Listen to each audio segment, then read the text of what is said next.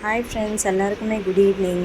இன்றைக்கி சமையல் பார்த்திங்கன்னா முட்டை குழம்பு தான் ரெடி பண்ணுறேன். என் ஸ்டைல் முட்டை குழம்பு எப்படி இருக்குதுன்னு பாருங்கள். இது கண்டிப்பாக நீங்களும் ட்ரை பண்ணிவிட்டு எனக்கு கமெண்ட்டில் சொல்லுங்கள் உங்களுக்கு எப்படி டேஸ்ட் இருந்துச்சுன்னு. என் சேனலை கண்டிப்பாக சப்ஸ்கிரைப் பண்ணுங்கள், ஸோ தட் எனக்கு நல்லா சப்போர்ட் கிடைக்கும் மேலும் மேலும் ரெசிபீஸ் போடுறதுக்கு.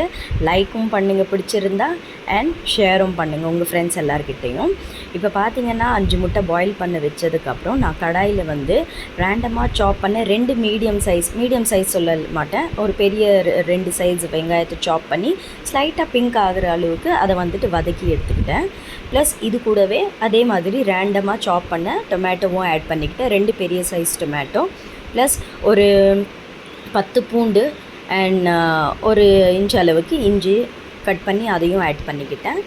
நல்லா இது வதங்கி வந்ததும் இது கூடவே நான் 5 காஞ்ச மிளகாய் எடுத்திருக்கேன். காரத்துக்கு நான் சில்லி பவுடர் சேர்க்க போகிறது கிடையாது.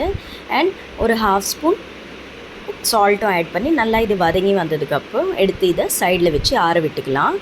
இதை நம்ம பேஸ்ட்டாக அரைக்க போகிறோம். ப்ளஸ் இங்கே தயிர் 1/2 கப்பில் 1/2 ஸ்பூனு டியூமரிக் பவுடர், 2 ஸ்பூனு தனியா பவுடர், 1/2 ஸ்பூனு நான் இங்கே காஷ்மீரி சில்லி எடுத்திருக்கேன். ப்ளஸ் ஒரு ஸ்பூனு கசூரி மேத்தி ஆட் பண்ணியிருக்கேன். ப்ளஸ் இதோடு நான் உங்களுக்கு கொஞ்சம் சிக்கன் மசாலா ஒரு 1/2 ஸ்பூன் சொல்லலாம், சிக்கன் மசாலாவும் ஆட் பண்ணிக்கிற பாருங்கள். சக்தி சிக்கன் மசாலா தான் நான் யூஸ் பண்ணுறேங்க. இதை நல்லா மிக்ஸ் பண்ணி வச்சுப்போம். இங்கே பார்த்தீங்கன்னா அதே கடாயில் நான் கரம் மசாலா, அதாவது 2 பட்டை, 2 லவங்கம், ஒரு சின்ன சைஸு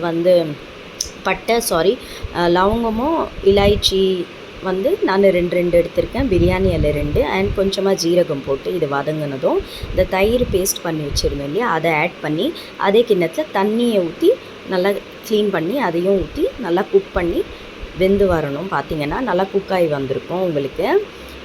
இது கூடவே நீங்கள் அரைச்சி வச்ச அந்த வெங்காய பேஸ்ட்டையும் ஆட் பண்ணணும். பார்த்திங்கன்னா நல்லா எண்ணெய் தேங்கி வந்திருக்கு இல்லையா, நல்லா பொரிஞ்சிட்டுன்னு அர்த்தம்.